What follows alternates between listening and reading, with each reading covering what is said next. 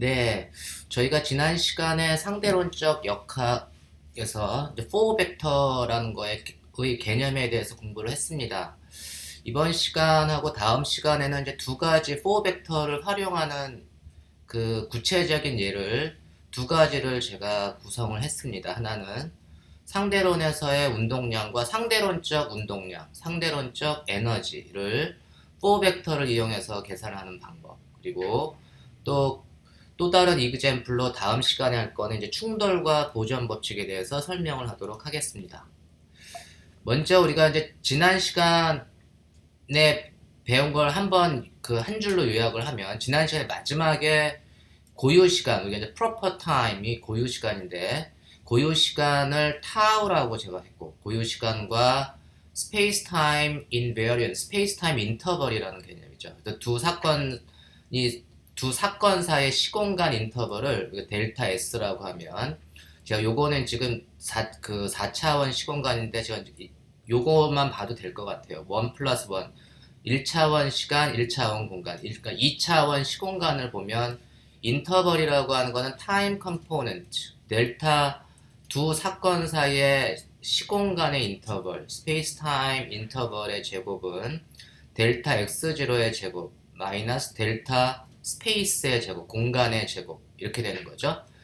근데 보면 우리가 타임 인터벌하고 공간의 인터벌, 스페이스 인터벌은 관측자에 따라서 달라져요. 그래서 우리가 시간의 간격, 시간은 타임 다일레이션이 일어나고 공간은 랭스 컨트랙션이 일어나고, 각각은 로렌츠 운동을 하는 두 관측자에게 대해서 서로 다르게 나타나는데, 그 타임 인터벌의 제곱 빼기 스페이스 인터벌의 제곱을 한 시공간의 인터벌은 모든 관측자한테 똑같이 보인다라고 하는 게 지난 시간의 핵심입니다. 그게 바로 우리가 로렌츠 불변하는 양이다, 로렌츠 인베리언트 하는 양이다. 시간도 관측자에 따라서 달라지고 공간도 달라지는데, 그놈의 시공간의 인터벌, 시간의 인터벌의 제곱 빼기 공간의 인터벌의 제곱을 계산해 준 놈은 항상 일정하다. 그게 이제 로렌츠 불변하는 양의 핵심이고, 그 델타 S라는 걸 계산해 주면 그 델타 S는 감마분의 C 델타 T, 그리고 제가 이거를 C 타임스 델타 타우라고 정의했고, 이 델타 타우에 해당되는 게 바로 감마분의 델타 T가 됩니다. 그죠? 그럼 여기 이제 그 델타 S는 불변하는 양이고, 그 빛의 속력 C도 불변하는 양이니까 당연히 델타 타우도 불변하는 양이다, 이렇게 얘기했죠. 그래서 델타 타우는 감마분의 델타 T인데, 델타 타우 itself is Lorentz invariant, 모든 관측자에 대해서 불변하는 양이다. 그러면 그 얘기는 뭐냐면, 델타 T는 모든 관측자에 대해서 불변하냐?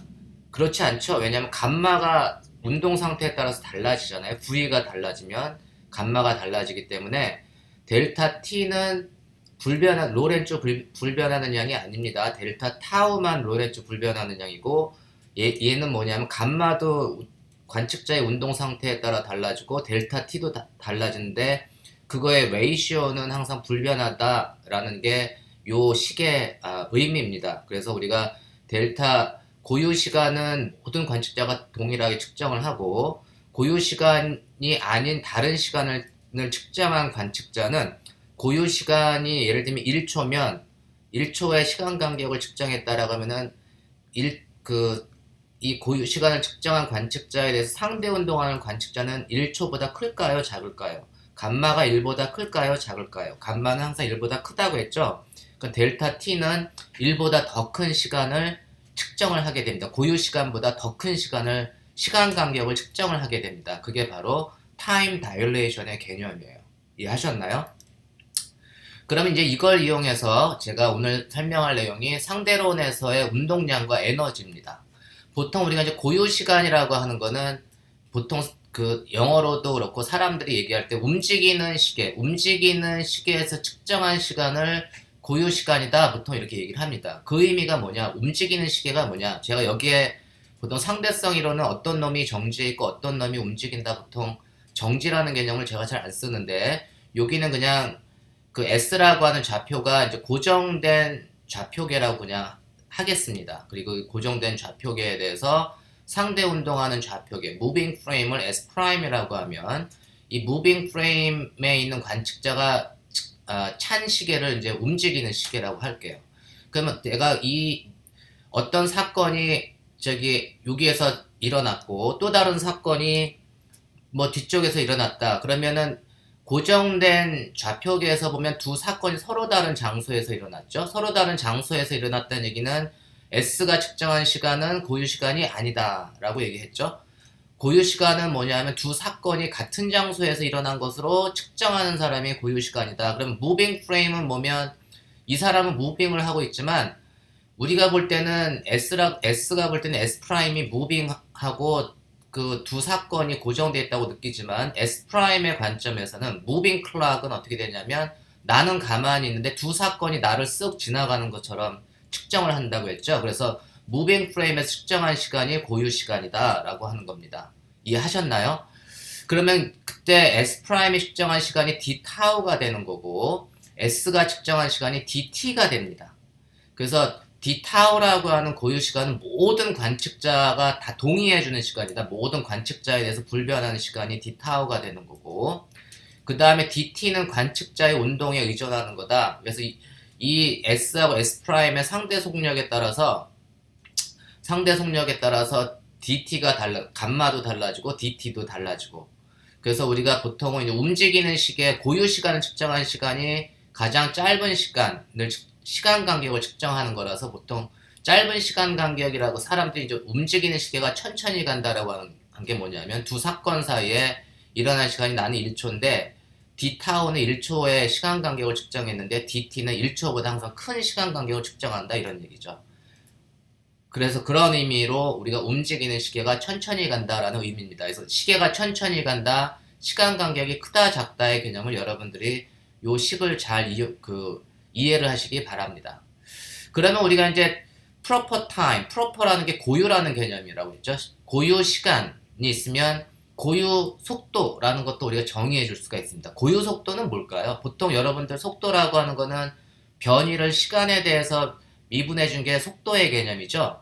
근데 그냥 일반적인 ordinary velocity가 아니라 proper velocity, 우리 고유 속도라고 하는 건 뭐냐면 변이를 어떤 시간으로 미분을 해줘야 될까요? 그렇죠. proper time으로 미분해 준 양을 고유 속도라고 합니다. 그래서 제가 이걸 V라고 안 쓰고 에타라고 하는 그 그릭으로 썼어요. 그래서 에타라고 읽고 에타는 dx d 타 이게 바로 고유 속도의 개념입니다.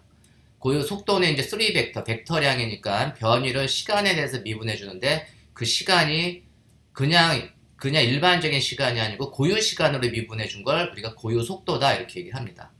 그러면 우리가 이제 이 고유 시간과 일반적인 시간과의 관계를 보면 d 타우 양변을 dt로 나눠주고 곱해주면 얘는 체인 룰을 적용해주면 dx d 타우는 dx dt dt d 타우가 되고 일반적으로 dx dt가 우리가 얘기하는 보통의 그냥 일반적인 ordinary velocity v가 되는 거고 dt분의 d 타우는 얼마일까요? dt분의 d 타우는 감마가 되겠네요. 그래서 얘는 proper velocity는 그냥 v하고는 다르고 감마라고 하는 팩터만큼 곱해준 놈이 고유 속도의 개념입니다. 그래서 에타는 감마 v. 그 ordinary velocity는 dx를 일반적인 dt, 일반적인 시간 dt로 미분을 해준 게 ordinary velocity고 이제 그 변이를 고유 시간으로 미분해 준 게 proper velocity, 고유 속도입니다. 그 차이를 이해하셨나요? 그러면 이제 우리가 그 벡터량을 계산했으니까 이제 for velocity, 그런 for velocity를 우리가 정의를 해줄 수가 있는데 for velocity는 뭐냐면 proper velocity가 공간 성분을 차지하고 그거에 대한 시간 성분까지 포함하면 이제 for velocity가 되는 거예요. 성분이 4개가 시간 성분과 공간 성분을 다 포함한 게 for velocity, 그런 그 포함한 velocity를 for velocity다 이렇게 얘기를 합니다. 그럼 그 for velocity는 로렌츠 인덱스라는 걸 써서 에타 뮤는 dx 뮤 d 타우 이렇게 쓸 수가 있고 그거의 그 스페이스 컴포넌트는 이미 에타 벡터를 계산한 게 스페이스 컴포넌트입니다. dx 벡터는 이게 이제 x1, x2, x3, xy, z 성분을 포함하고 있는 게 이 벡터의 개념이니까 우리가 이제 타임 컴포넌트 x가 0일 때 제로스 컴포넌트를 계산해주면 에타 0는 dx0 d타우 이렇게 되겠죠. 그거의 타임 컴포넌트를 계산해주면 dx0 d타우가 되고, 이건 again x0는 뭐죠? 여기서 x0 공간의 타임 컴포넌트는 시간 곱하기 빛의 속력 ct가 x0라고 했죠. 그래서 x0는 ct인데 그 c는 constant니까 얘는 c times dt over d 타우니까 그게 바로 감마라고 했죠. 그래서 for velocity의 time component는 감마 c가 됩니다. 요게 에타라고 하는 proper velocity가 공간 성분이고 에타 0가 time component가 되니까 for velocity는 에타 뮤는 에타 0 time component, 그 다음에 공간 성분 에타 1, 에타 2, 에타 3가 각각 에타 벡터로 여기 제가 이제 나타냈죠. 그럼 이제 에타 0는 얼마냐면 감마 c, 에타 1은 감마의 vx, 에타 2는 뭐 감마의 vy, 에타 3는 감마의 vz 하고 같은 개념입니다. 이해하셨나요? 그래서 vx, vy, vz를 그냥 일반적인 벡터로 그냥 v로 하나로 묶어주면 for velocity 에타 뮤는 타임 컴포넌트는 감마 c, 스페이스 컴포넌트는 감마 v 이렇게 나타내주는 게 for velocity의 개념입니다. 이해하셨죠? 그러면 이제 우리가 이 for velocity를 제곱해 주는 건 어떻게 돼요? for velocity를 제곱해 주는 건 에타 뮤 인덱스를 이렇게 하나는 contravariant, 하나는 covariant 이렇게 해서 우리가 컨트랙트를 시켜주는 게 에타의 제곱의 개념이라고 했죠. 에타 제곱을 하면 에타 제곱은 타임 컴포넌트의 제곱 빼기 스페이스 컴포넌트의 제곱이 에타 뮤, 4 벡터의 제곱의 개념이라고 얘기했습니다. 에타 뮤는 그럼 에타 0의 제곱은 감마 제곱 c 제곱, 에타 벡터의 제곱은 감마 제곱 v 제곱 이렇게 되는 거죠. 그래서 요거는 정리를 해주면 c를 갖다가 바깥으로 공통인자로 빼내면 감마 제곱 c 제곱 곱하기 1 마이너스 v 스퀘어 오버 c 스퀘어 이렇게 되고 1 마이너스 c 제곱분의 v 제곱이 이게 뭐가 되냐면 이게 바로 감마 제곱분의 1입니다. 로렌츠 인자의 역수의 제곱이 되겠죠. 그래서 얘는 감마 제곱 c 제곱 나누기 감마 제곱이 돼서 이 계산 이걸 결과적으로 이게 c 제곱이 돼요. 그래서 에타 제곱은 c 제곱이 되니까 에타 c 제곱이 항상 모든 관측자에 대해서 불변하는 양이죠. 그러니까는 이놈은 뭐냐면 그 랩 프레임에서 계산하나 그 무빙 프레임에서 에타 프라임 로렌츠 변환된 좌표계에서 계산하나 에타 프라임 뮤 프라임을 해줘도 똑같은 c 제곱이 나온다는 걸 우리가 알 수가 있습니다. 그래서 이런 거를 우리가 보통 무슨 양? 로렌츠 인베리언트한 양이다. 그래서 우리가 타임 컴포넌트, 공간, 스페이스 컴포넌트 각각은 그 로렌츠 변환에 대해서 그 불변하지 않지만 그거에 4벡터의 제곱을 해주면 타임 컴포넌트의 제곱 빼기 스페이스 컴포넌트의 제곱 전체를 계산해주면 그 양은 항상 로렌츠 불변하는 양이다. 그게 조금 전에 우리가 계산했던 스페이스 타임 인터벌, 타임 간격도 그 관측자에 따라서 달라지고 공간의 간격도 관측자에 따라서 달라지지만 그 타임 컴포넌트의 제곱 빼기 스페이스 컴포넌트의 제곱은 늘 로렌츠 불변하는 양이듯이 여기도 4 velocity의 제곱은 항상 로렌츠 불변하는 양입니다. 각각은 에타 0, V는 뭐냐면 로렌츠 불변하는 양은 아니에요. 이해하셨나요? 그러면 이제 에너지 운동량, 보통 이제 에너지 모멘텀 4벡터다 이렇게 얘기하는데 에너지 모멘텀 4벡터 혹은 그걸 이제 나타낼 때 이제 4벡터는 항상 로렌츠 인덱스 P뮤를 쓰고 이걸 사람들이 읽을 때 4 모멘텀 뭐 이렇게도 읽습니다. 4 모멘텀 이게 좀 더 파퓰러하게 읽는 용어입니다. 그리고 이게 4 운동량은 질량 곱하기 속도가 운동량이죠. 그러면 4 모멘텀은 어떻게 될까요? 질량 곱하기 4 벡터가 되면 되겠죠. 그래서 P뮤는 질량 곱하기 4 벡터가 4 모멘텀이라고 합니다.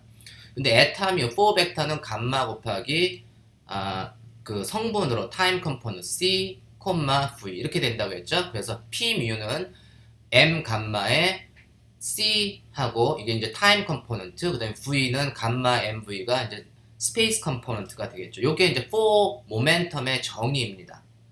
이해하셨죠? 그러면 이놈은 이제 감마 MC, 타임 컴포넌트는 감마 MC가 되는데 제가 이제 감마 MC의 제곱 나누기 C 이렇게 했습니다. 똑같은 그냥 C를 하나 곱해주고 나눠주고 이렇게 했고, 스페이스 컴포넌트는 감마 MV 이렇게 되겠네요. 그죠? 이게 이제 for 모멘텀의 타임 컴포넌트, 그 다음에 이게 스페이스 컴포넌트가 됩니다. 근데 이제 우리가 요 타임 컴포넌트를 제가 C로 나눠주고 곱해준 이유는 요 놈이 이제 MC 제곱이라고 하는 거는 감마는 디멘전이 없는 거고 MV 제곱이 바로 에너지의 유닛이죠. 그래서 이게 분자가 바로 에너지의 단위가 됩니다. 그래서 에너지는 요 놈을 이제 제가 감마 MC 제곱을 에너지 나누기 빛의 속력이 이제 타임 컴포넌트가 되고, 스페이스 컴포넌트는 감마 MV 이렇게 정의를 했습니다. 그래서 E는 감마 MC 제곱. 그래서 요 놈이 이제 그 타임 컴포넌트 P0에 해당되는 게 C분의 2, 그 다음에 P라고 하는 모멘텀, 렐러티비스틱 모멘텀에 해당되는 게 감마 MV가 됩니다. 그래서 우리가 이거로부터 렐러티비스틱 모멘텀, 상대론적인 운동량 P는 감마 MV 혹은 스퀘어 루트 1 C제곱분의 V제곱의 분의 MV가 되고, 렐러티비스틱 에너지, 상대론적 에너지 E는 감마 MC 제곱이 됨을 알 수가 있습니다. 여러분 이해하셨죠? 이미 현대물리 때 상대론적인 운동량, 상대론적인 에너지를 배웠을 텐데, 그거에 대한 유도 방식을 제가 현대물리가 아닌 그러니까 4벡터의 개념으로 제가 유도를 한번 해봤습니다. 그러면 우리가 상대론적인 에너지를 보면, 얘는 속력이 물체가 정지해 있을 때, 고전적으로는 운동 에너지 하면 2분의 1 MV제곱인데 물체가 정지했으면은 그냥 운동 에너지가 없잖아요. 근데 여기는 에너지라고 하는 게 정지해 있어도 에너지가 존재하는 거예요. 그죠? V가 0일 때도 에너지가 존재하고, 그 값이 얼마냐면 mc제곱. 이거를 갖다가 우리가 rest mass 에너지다, 이렇게 정지 질량 에너지다 이렇게 얘기합니다. 정지해 있을 때도 질량이 갖는 에너지가 있다라고 하는 게 이제 그 유명한 E = mc 제곱이 되는 거예요. 질량만 가지고 있어도. 고전적으로는 질량만 가지고 있다고 우리가 에너지가 있다 얘기 안 하죠. 운동이 2분의 1 mv 제곱이 정지해 있으면 우리가 에너지가 없다라고 하는데, relativistically는 정지해 있어도 질량만 있으면 다 에너지가 있다라고 하는 게 그 유명한 아인슈타인의 에너지와 질량의 등가성을 나타내주고 있습니다. 그러면 우리가 이제 정지해 있지 않을 때는 어떻게 간다고요? 감마 MC 제곱의 에너지를 갖는다고 했죠. 정지해 있지 않을 때는 감마 MC 제곱인데, 그놈은 굳이 나누면 정지해 있을 때의 에너지와 운동할 때의 에너지로 이렇게 나눠줄 수가 있습니다. 그걸 우리가 T라고 썼고, 제가 요 아래 첨자로 렐러티비스틱의 약자로 썼습니다. 그래서 T 렐러티비스틱은 상대론적인 운동 에너지를 나타내줘요. 그래서 토탈 에너지는 정지 에너지 플러스 상대론적 운동 에너지로 나눠줄 수가 있고, 그렇게 했을 때 우리가 상대론적 운동 에너지는 감마 MC 제곱 빼기 MC 제곱. 그래서 렐러티비스틱 키네릭 에너지는 감마 빼기 1의 MC 제곱이 됨을 우리가 알 수가 있습니다. 이해하셨나요?